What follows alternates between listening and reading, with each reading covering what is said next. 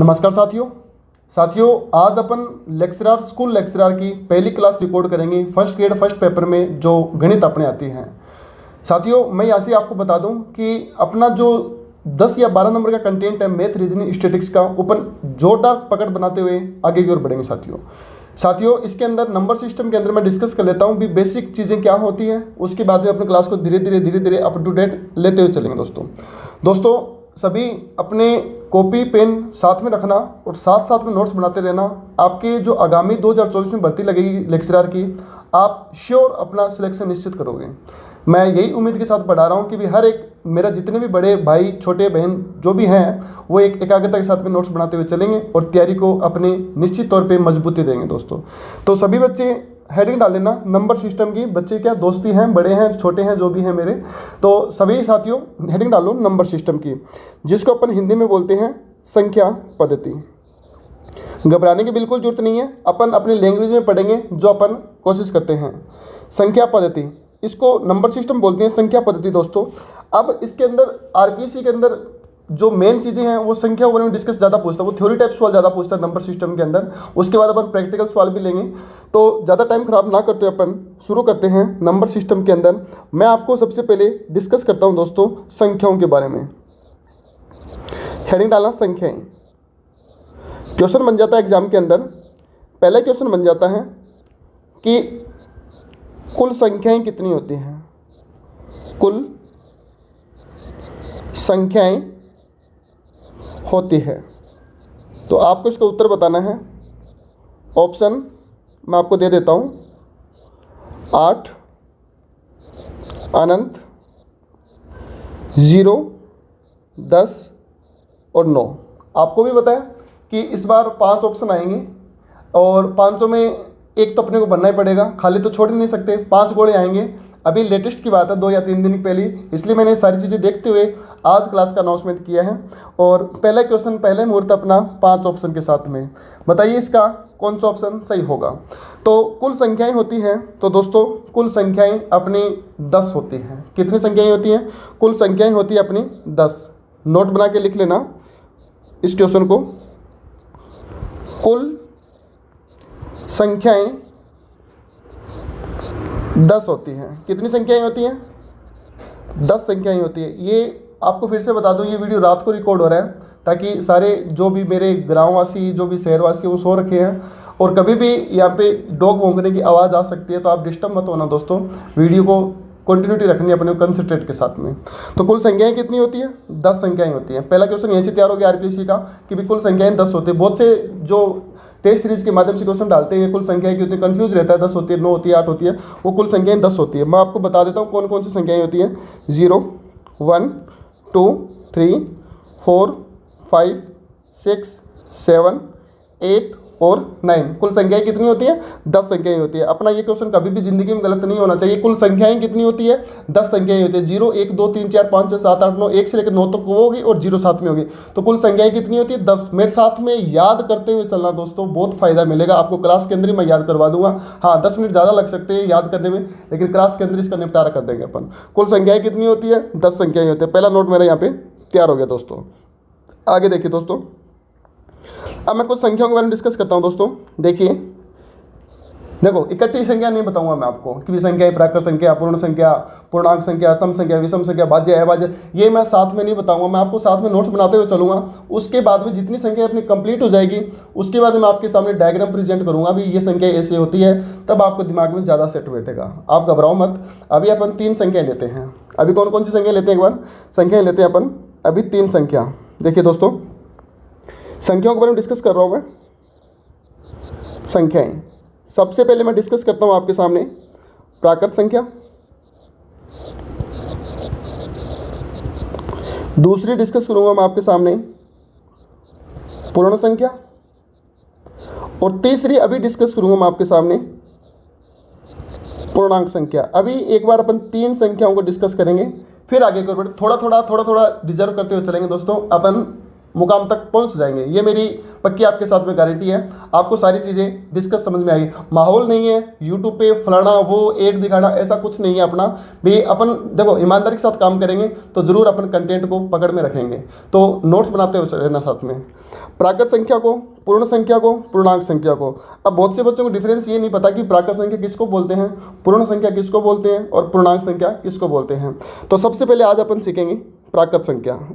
Heading डालना, कौन सी संख्या सीखेंगे? प्राकृत संख्या।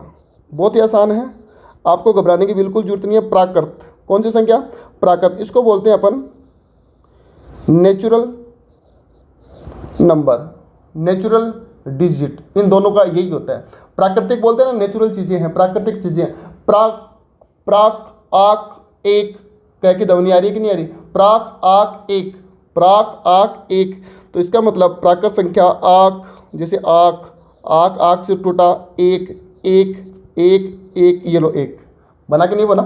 तो इसकी मैं परिभाषा लिखता हूँ। प्राकृत संख्या आक एक, इसका मतलब प्राकृत संख्या कहाँ से शुरू होती है?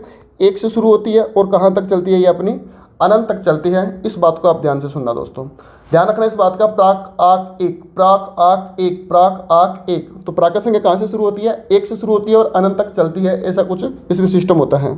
तो इसके अपन बेसिक थ्योरी देख लेते हैं। प्राकृत संख्या वे संख्याएं होती हैं, प्राकृत संख्या वे संख्याएं होती हैं जो एक से शुरू व अनंत तक चलती हैं। कहाँ तक चलती हैं? अनंत तक चलती हैं। ये लीजिए दोस्तों प्राकृत संख्या की परिभाषा। एक, प्राक आक एक। प्राकृत संख्या कहाँ से शुरू होती है? प्राकृत संख्या अपनी एक से शुरू होती है और अनंत तक चलती है। एग्जाम्पल के तौर पे देख लो, एक, एक के बाद क्या आएगा? दो, दो के बाद तीन, चार, पाँच। इस तरीके से ये चलती रहेगी अपनी। तो ये कहाँ तक चलेगी? प्राकृत संख्या अपनी अनंत तक चलेगी दोस्तों। ठीक है दोस्तों, अब देखिए आगे प्राकृत संख्या में मैंने आपको बता दिया प्राकृत संख्या कहाँ से शुरू होगी? एक से शुरू होगी और अनंत तक चलेगी। प्राकृत संख्या, नोट लिखना दोस्तों इसके अंदर स्पेशल बात पे। हालांकि अभी मैंने आपके सामने प्राक आक एक लिखा है। प्राकृत संख्या एक से शुरू होती है। पूर्ण कुल संख्याएं कितनी होती है? 10 संख्याएं होती है। प्राकृत संख्या को इंग्लिश में नेचुरल नंबर बोलते हैं। नोट लगा के मैं विशेष तौर पर बातें लिखाता हूँ आपको। पहली बात, प्राकृत संख्या का चिन्ह, इंग्लिश में क्या बोलते हैं इसको? सिंबल। इसका सिंबल क्या होता है? एन। किससे डिनोट करेंगे अपन इसको? एन से डिनोट करेंगे। इसको नेचुरल नंबर बोलते हैं। प्राकृत संख्या को क्या बोलते हैं दोस्तों? नेचुरल नंबर बोलते हैं। एन से इसको डिनोट करते हैं। अब देखिए दोस्तों आगे प्राकृत संख्या, पहला पॉइंट ये हो गया। दूसरा पॉइंट, प्राकृत संख्या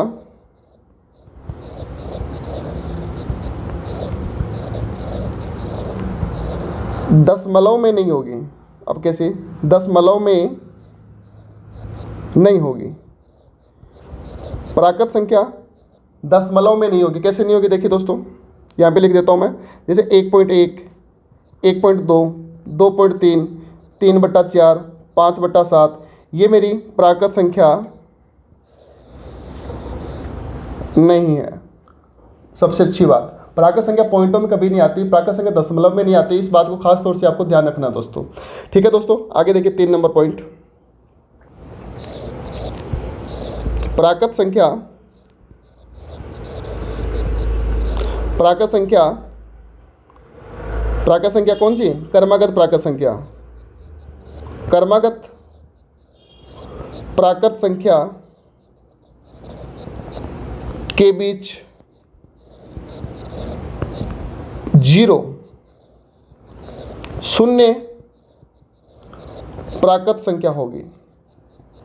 इस बात को ध्यान से समझना दोस्तों। प्राकृत संख्या, कर्मागत दो प्राकृत संख्या के बीच में 0 प्राकृत संख्या होती है। प्राकृत संख्या नहीं आती। कैसे नहीं आती? देखिए, मैंने बोला एक, एक से शुरू होगी प्राकृत संख्या, 2, 3, 4, 5, 6, इस तरीके से चलेगी। तो आप ये बताइए, अगर मैं आपको बोलूँ एक के बाद में प्राकृत संख्या क्या 1.1 आता है, मान लो 1.2 आता है, 1.3 आता है, ये तो चलते रहेंगे पॉइंट, तो ये तो चलते रहेंगे अपने, लेकिन इनको अपन काउंट नहीं करते। ये प्राकृत संख्या नहीं होती, इसीलिए प्राकृत संख्याओं के बीच में प्राकृत संख्या 0 होती है। इस बात को खास तौर से ध्यान रखना, पेपर में आरपीएससी पूछ लेता है कि भी क्रमागत 2 प्राकृत संख्याओं के बीच में कितनी प्राकृत संख्या होती है, तो 0 प्राकृत संख्या होती है। नोट बना के बात को लिखिए, क्रमागत 2 प्राकृत संख्या के बीच 0 प्राकृत संख्या होगी। इस बात को खास तौर से ध्यान से सुनना, क्रमागत 2 प्राकृत संख्याओं के बीच में 0 प्राकृत संख्या होगी दोस्तों। अब अगला पॉइंट 4 नंबर, मैंने पहला पॉइंट क्या बताया, कुल संख्याएं कितनी होती है, कुल संख्याएं 10 होती है। प्राकृत संख्या कहाँ से शुरू होती है, 1 से शुरू होती है, कहाँ तक चलेगी, अनंत तक चलेगी। प्राकृत संख्या दशमलव में नहीं होती, इस बात को ध्यान से सुनना। 2 क्रमागत प्राकृत संख्याओं के बीच में 0 प्राकृत संख्या होगी। अगला पॉइंट 2 क्रमागत, क्रमागत का मतलब होता है लगातार, कंजिक्यूटिव नंबर बोलते हैं इसको। 2 क्रमागत प्राकृत संख्याओं के बीच 1 का अंतर होगा। कितने का अंतर होगा, 1 का अंतर होगा। कैसे, 2 क्रमागत प्राकृत संख्याओं के बीच में 0 प्राकृत संख्या होती है, लेकिन अंतर 1 का होगा। कितने का होगा, 1 का होगा। कैसे, देखिए मैंने बोला जैसे मान लो 10, 11, 12, 13, 14, आप बताइए अंतर कितने का आ रहा है, 1 का अंतर आ रहा है। अंतर कितने का आ रहा है, 1 का। इस तरीके से 1-1 का अंतर आ रहा है, इसका मतलब 2 क्रमागत प्राकृत संख्याओं के बीच में अंतर 1 का आएगा। ये चारों पॉइंट आपको समझ में आ गए होंगे। ठीक है दोस्तों, अगला पॉइंट देखिए 5 नंबर, संवृत होगी और संवृत नहीं होगी। अब संवृत क्या होता है, सबसे कंफ्यूज ये रहता है बच्चों को, जो आर्ट्स के बच्चे होते हैं, जो साइंस के बच्चे होते हैं, कॉमर्स के बच्चे होते हैं, इसके इंग्लिश के बच्चे होते हैं, उनको संवृत के बारे में पता नहीं होता। मैं आपको संवृत बता देता हूँ। संवृत का मतलब होता है ऑलवेज, हमेशा, इंक्लूड, हमेशा, संभव, ऑलवेज पॉसिबल। संवृत का मतलब क्या होता है, ऑलवेज पॉसिबल। ये तो होगा ही होगा, बोलते हैं ना कि 2 और 2 4 होंगे होंगे, ये तो श्योर बात है, 2 और 2 4 होते हैं, ये संवृत चीज़ें हैं। तो अब देखिए इसमें तो संवृत किस किस केस में होगी, हालांकि आपसे सीधा आरपीएससी संवृत का नाम लेगा इसमें। तो संवृत कौन कौन सी होती है, संवृत होती है किस किस में, गुणा व प्लस में। इस बात को अभी अपन डिटेल में डिस्कस करेंगे कि भी संवृत प्राकृत संख्या किस किस में होगी, गुणा व प्लस में। संवृत किस किस में नहीं होगी, संवृत किस किस में नहीं होगी, संवृत माइनस व भाग में नहीं होगी संवृत। क्लियर दोस्तों, यहाँ तक। यहाँ से आरपीएससी एग्जाम में पूछता है कि प्राकृत संख्या संवृत होगी किस किस में होगी, प्लस और गुणा में होगी, और किस किस में नहीं होगी, माइनस व भाग में नहीं होगी। इसको डिटेल से चर्चा करते हैं दोस्तों। जैसे मैंने बोला कि प्राकृत संख्या 2 को 3 से गुणा करवाऊंगा तो 2 3 कितनी होती है, 6। क्या ये भी प्राकृत संख्या, ये भी प्राकृत संख्या और ये भी प्राकृत संख्या, इसका मतलब गुणा में प्राकृत संख्या, इसे लिख लो, हाँ, गुणा में प्राकृत संख्या संवृत आएगी। आगे प्लस के अंदर मैंने लिखा 2 + 3, बोलिए 2 और 3 कितनी होती है, 5। ये भी मेरी प्राकृत संख्या है। दोनों बातें क्लियर है। अब आते हैं बात माइनस पे। मैं अगर जैसे 3 में 2 घटाया तो चलो एक बार तो ये आ गया संवृत, मतलब 1 आ गया प्राकृत संख्या। लेकिन मैं अगर 2 में से 3 घटाऊँ तो यहाँ पे रिजल्ट माइनस का 1 आ रहा है। लेकिन माइनस की संख्याएं तो प्राकृत संख्या होती भी नहीं है, प्राकृत संख्या हमेशा धनात्मक में होती हैं। तो ये मेरा माइनस का रूल हो भी सकता है और नहीं भी हो सकता, लेकिन ऑलवेज संवृत नहीं होगा, ये बात अपनी सत्य होगी। भाग में आ जाऊँ, जैसे मैंने बोला 4 में भाग दिया 2 का, रिजल्ट 2 आया, ये मेरी प्राकृत संख्या आ रही है। लेकिन अगर यही भाग मैं 4 के में भाग 5 का दूंगा तो मेरा 0.8 आएगा, लेकिन ये मेरी प्राकृत संख्या नहीं है। तो इसका मतलब माइनस व भाग के केस में प्राकृत संख्या संवृत नहीं बनती, गुणा व प्लस के केस में प्राकृत संख्या संवृत बनती है दोस्तों। ये दोनों बातें समझ में आ गई होगी आपको। ठीक है दोस्तों, अब आगे एक बात लिखिए। मैंने आपको अभी बताया था, पहले भी बता दी थी बात मैंने आपको, कि दशमलव की संख्या प्राकृत नहीं होती। पहली बात तो ये। दूसरी बात मैंने आपको बता रहा हूं, ऋणात्मक संख्या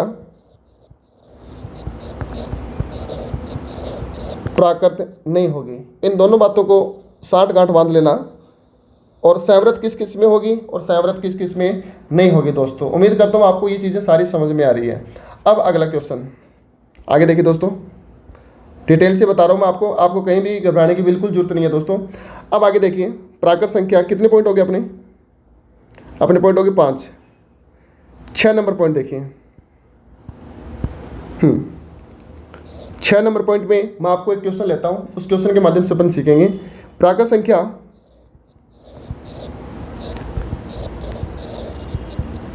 संख्या के अंदर एक क्वेश्चन लेते हैं अपन।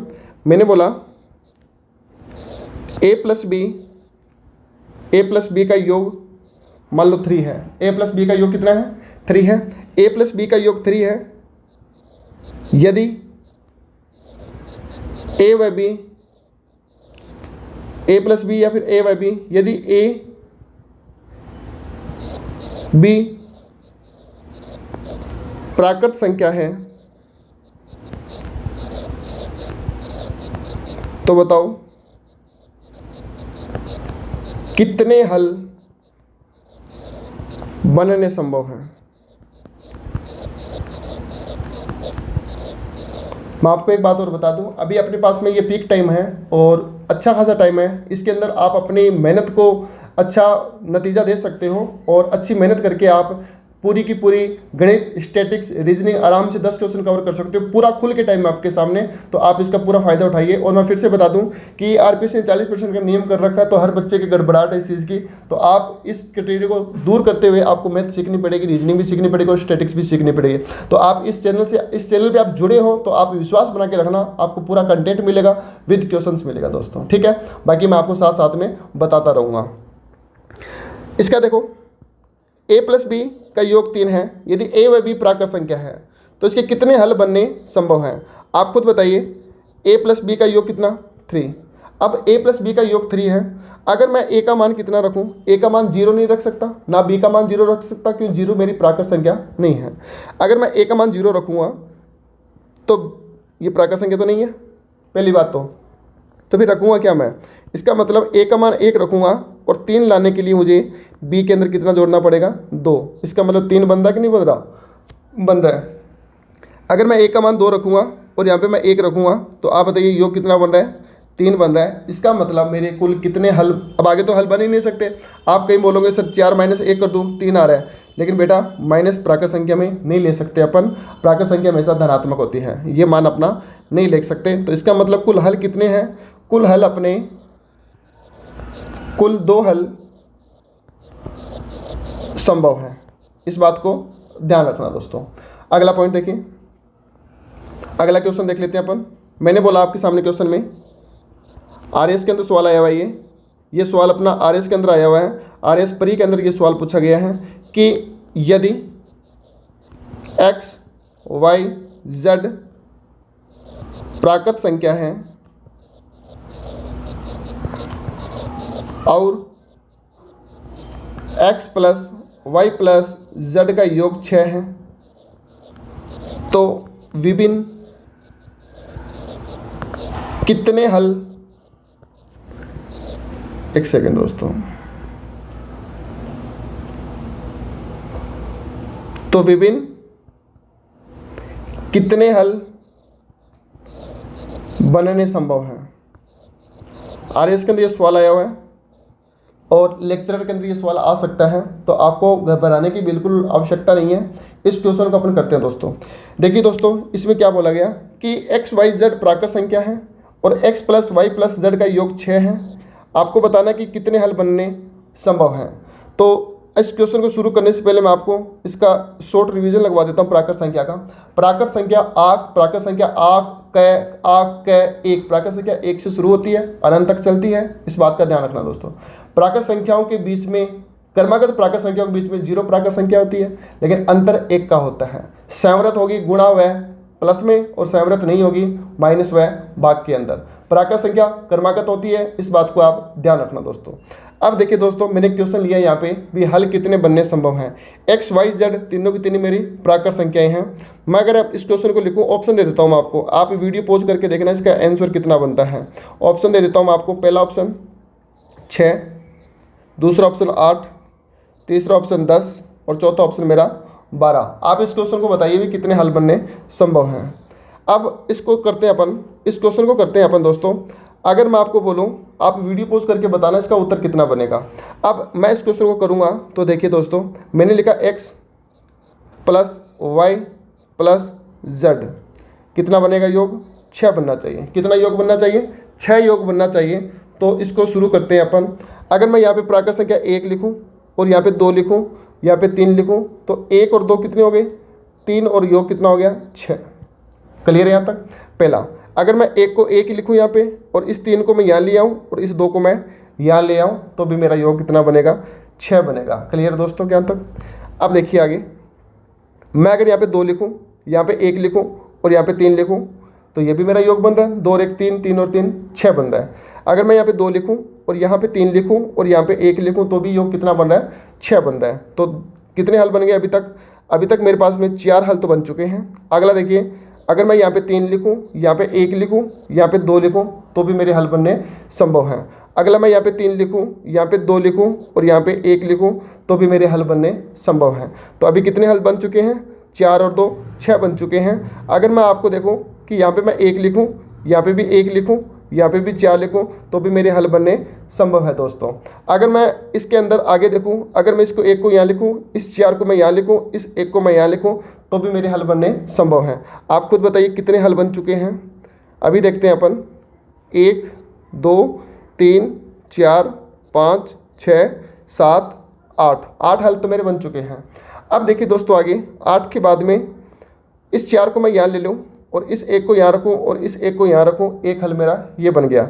अब विशेष तौर पे मैं आपको एक बात बताता हूँ कि इन दोनों का इंटरचेंज नहीं होगा, क्योंकि 1 और 1 तो वापस वही बन जाएगा, इनका इंटरचेंज नहीं होगा। जैसे इस प्रकार से इसका इंटरचेंज नहीं हुआ था ना कि आगे लिखूँ मैं, तो इंटरचेंज नहीं होता। जोड़े हमेशा एक ही माना जाता है। जैसे वो बोलते हैं ना कि बहू को दूल्हे के इस साइड बिठाओ चाहे इस साइड बिठाओ, बात तो एक ही है। दुल्हन की दुल्हन तो वही रहेगी। ऐसा होता नहीं कि 2 दुल्हन हो जाएगी, नहीं, दुल्हन तो एक ही रहेगी। इस बात को आप खास तौर से ध्यान रखना। अब कितने हल हो चुके अपने? आप खुद बताइए। 4 2 6 2 8 और 1 9 हो गए। एक हल और देखिए दोस्तों। अब इसमें अगर मैं आपको बताऊं कि 2 2 4 और 2 6, एक हल मेरा ये बन गया।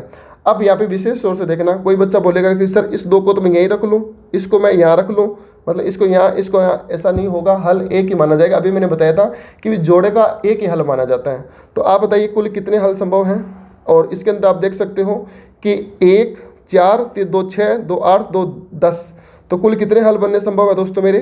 10 हल बनने संभव हैं। तो कुल कितने हल बनेंगे इस क्वेश्चन में? RS परी के अंदर ये सवाल आया, बहुत ही अच्छा सवाल था उस वक्त का, लेकिन अब तो चलो ये ट्रेंड में इतना नहीं रहा, तो फिर भी आपको इस चीज़ का नॉलेज होना चाहिए। तो कुल हल 10 बनेंगे। क्लियर है दोस्तों यहाँ तक? अब मैं आपको एक सवाल देता हूँ घर के लिए, आपको वो सवाल करना है। देखिए सवाल है अपना, a + b का योग 5 है यदि a व b दोनों प्राकृत संख्या हैं तो कितने हल बनने संभव है? इस क्वेश्चन को मैं स्टार मार्किंग दे देता हूँ। क्वेश्चन नंबर मान लो एक प्रकार से 7 मान लिया मैंने, तो आपको कमेंट बॉक्स में बताना है क्वेश्चन नंबर 7 का उत्तर क्या बनेगा। ठीक है दोस्तों, मैं उम्मीद करता हूँ इस क्वेश्चन का मैं कमेंट बॉक्स में वेट करूँगा आपको इसका उत्तर बताना है। क्लियर दोस्तों? ये अपनी प्राकृत संख्या होती है। इस प्रकार से प्राकृत संख्या को अपने कंप्लीट डिटेल से खत्म किया है। अब आप खुद देखिए भी प्राकृत संख्या में कितनी बातें समझी हैं। प्राकृत संख्या में प्राकृत संख्या शॉर्ट नोट्स बता देता हूँ आपको मैं, ये आपको बहुत काम इतनी, मैं मतलब आपको इतना डीपली लेके जाऊँगा और आपको पता नहीं लगेगा कि चीज़ें कब याद हो गई अपने। तो प्राकृत संख्या कहाँ से शुरू होती है? 1 से शुरू होती है और कहाँ तक चलती है? अनंत तक चलती है। पहली बात तो ये, प्राकृत संख्या कहाँ से शुरू होती है? 1 से शुरू होती है और अनंत तक चलती है। दूसरी बात, प्राकृत संख्या संवृत कहाँ पे होगी? गुणा व प्लस में संवृत होती है, और संवृत किस में नहीं होगी? माइनस व भाग में संवृत नहीं होगी। आ जाइए अगला क्वेश्चन, एक पॉइंट ये रहा।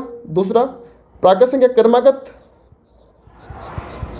कर्मागत में 0 प्राकृत संख्या, कर्मागत में 0 प्राकृत संख्या, और अगला कर्मागत में 1 का अंतर। 1 का क्या रहेगा? अंतर, और 0 प्राकृत संख्या 1 का अंतर। इस बात को भी आप ध्यान से सुनना। अच्छा, फिर मैंने आपको बताया कि भी इसका सिंबल क्या होता है? सिंबल क्या होता है इसका, एन, जिसको अपन क्या बोलते हैं, नेचुरल। और इसको